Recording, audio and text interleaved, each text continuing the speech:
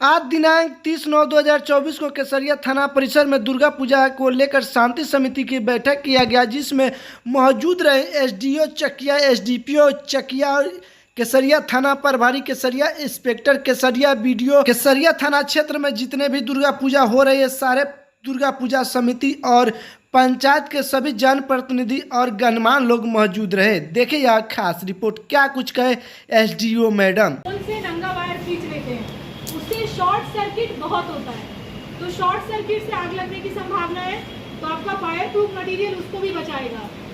दूसरा है, पूजा होती आरती हुआ, कभी कपूर ही ज़्यादा दहक गया, बहुत सारी अगरबत्ती आपने कहीं जलाया, वो जला हुआ छूट गया या गिर गया, तो आग लगने की संभावना रहती है। इसीलिए आप फायर प्रूफ मटेरियल का यूज़ करेंगे पंडाल में। दूसरा है, उसके बाद भी हर एक पंडाल में बाल्टी में बालू भरा हुआ होना चाहिए कि अगर प्रिकॉशन लेने के बाद भी अगर आग लग जाती है, दुर्घटना कोई बता के नहीं आती है, तो आपके पास बाल्टी में बालू होना चाहिए। जो बड़े पंडाल बन रहे हैं वो यथासंभव हो, आप फायर फाइटिंग जो आता है छोटा वाला सिलेंडर, या तो आप वो रख लें, लेकिन वो आप रख लेंगे तो आपको कोई चलाने वाला चाहिए होगा, इसलिए उससे बेहतर है कि हमारा जो अपना अच्छा उपाय है कि आप बाल्टी में बालू रखिए, वो सबसे ज़्यादा शॉर्ट सर्किट से बचाता है। तो सभी पंडाल वाले निश्चित रूप से 10-12 बाल्टी में बालू भर के रखेंगे। फिर आप जो पंडाल बना रहे हैं तो आपको पता है कि आपके यहाँ क्या भीड़ आएगी, आपको अपनी भीड़ की अनुमानित संख्या पता है, उसी के हिसाब से आप वॉलंटियर्स बनाएंगे। वॉलंटियर आपके भीड़ को नियंत्रण करेंगे, प्लस जो आपका विसर्जन के दिन जब आपकी प्रतिमा उठेगी और विसर्जन स्थल तक जाएगी, वहां तक आपका जो जुलूस या जितने भी लोग साथ में जाते हैं उनको एक नियंत्रण में रखेगी। जितने लाइसेंस धारी हैं वो स्वयं भी विसर्जन के जुलूस के साथ रहेंगे। तो आप वॉलंटियर्स को एक ड्रेस दे देंगे, आप लाल पीला हरा जो ड्रेस देना है आप उनको एक ड्रेस दे देंगे, ताकि जैसे जिला से फोर्स आएगी, हो सकता है वो उनको नहीं पहचान रही हो। तो फिर इसी में हुआ था मैसी में कि एक बार उन लोगों को भी डंडा चल गया था, फिर वो लोग बाद में बोले कि मैडम हम लोग तो प्रशासन का हेल्प कर रहे थे, हम लोग को भी लग गया। तो भाई आपने कोई अलग ड्रेस नहीं पहना था जिससे वो पहचान सके कि आप वॉलंटियर्स हैं। तो आप लोग अच्छा खासा चंदा इकट्ठा करते हैं, तो इसीलिए सभी कोई अपने अपने वॉलंटियर्स को एक यूनिफॉर्म दे देगा। आपके पंडाल पे प्रॉपर प्रवेश द्वार, एग्जिट द्वार, इमरजेंसी एग्जिट का साइनेज होना चाहिए, क्योंकि भीड़ जहाँ ज़्यादा होगी, अगर आप एक ही द्वार से एंट्री कराएंगे, एक ही से एग्जिट कराएंगे, तो सप्तमी अष्टमी नवमी 3 ही दिन आपका भीड़ है, जिस दिन महिलाएं भी पूजने के लिए जाती हैं। तो इसीलिए बिल्कुल हिंदी में आप साइनेज रखेंगे, इंग्लिश में नहीं रखेंगे, कारण कि हमारी मोस्टली जनता हिंदी पढ़ सकती है, ग्रामीण महिलाएं बहुत ज़्यादा इंग्लिश नहीं पढ़ती हैं। तो आप प्रवेश द्वार, निकास द्वार और इमरजेंसी द्वार 3 प्रॉपर साइनेज रखेंगे। आप प्रसाद वितरण का जगह बिल्कुल अलग रखेंगे, ताकि जहाँ पे पूजा का जगह है वहाँ पे भीड़ नहीं हो, इसका सभी कोई ध्यान रखेंगे। प्रॉपर माइकिंग की व्यवस्था होनी चाहिए। माइकिंग 2 पर्पस के लिए है। पहला कि जब आपका भीड़ बढ़ेगा तो आप ही लोग एटलीस्ट भीड़ को नियंत्रित कर सकेंगे कि कौन कहाँ है, आप अपने वॉलंटियर्स को बुला सकते हैं या आप माइक में अनाउंसमेंट कर सकते हैं। दूसरा है कि कोई बच्चा खो गया, अगर मेला लगेगा जहाँ भी बड़े पंडाल होंगे, तो जो भी बच्चा अगर खोता है या किसी का कोई सगा संबंधी भी अगर बिछड़ जाता है, तो आपका अनाउंसमेंट सिस्टम होगा, तो लोग आके वहाँ पे अनाउंस करा सकते हैं। तो 3 चीज मैंडेटरी है। प्रॉपर पहला आपका फायर फाइटिंग के लिए आप बालू जरूर रखेंगे, इमरजेंसी एग्जिट, प्रवेश द्वार, निकास द्वार का साइनेज आप जरूर लगाएंगे, वॉलंटियर्स को एक अलग यूनिफॉर्म देंगे और आप माइकिंग की सुविधा जरूर रखेंगे।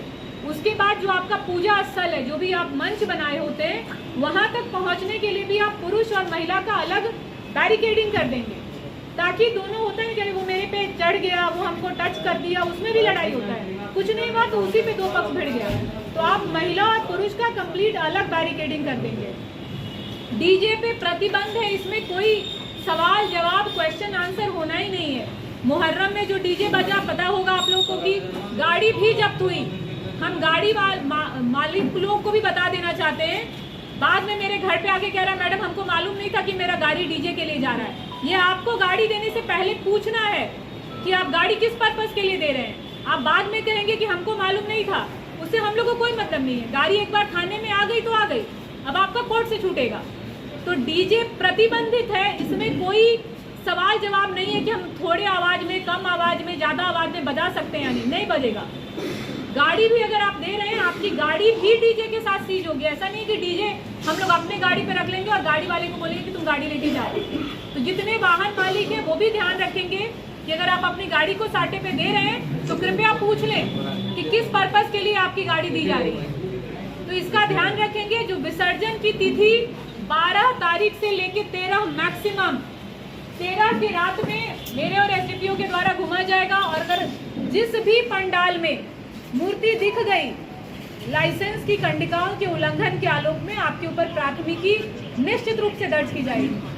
13 के बाद किसी भी पंडाल में किसी भी परिस्थिति में आपका कोई भी रिवाज हो, हम पहले ही बता दे रहे हैं, हमको कोई यहाँ हिंदू संस्कृति नहीं पढ़ाएगा कि किसी भी परिस्थिति में 13 के बाद मूर्ति का विसर्जन नहीं होगा।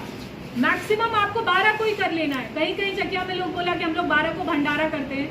ठीक है, जहाँ भंडारा हो रहा है, जागरण हो रहा है, कीर्तन हो रहा है, हम लोग मान सकते हैं, लेकिन 13 से इतर नहीं होना है। 13 के बाद 13 की रात में ही जिस भी पंडाल में मूर्ति दिखेगी, क्योंकि आपके लाइसेंस में हम लोग लिख के देंगे विसर्जन का डेट, विसर्जन का रूट सब लिखा हुआ होगा।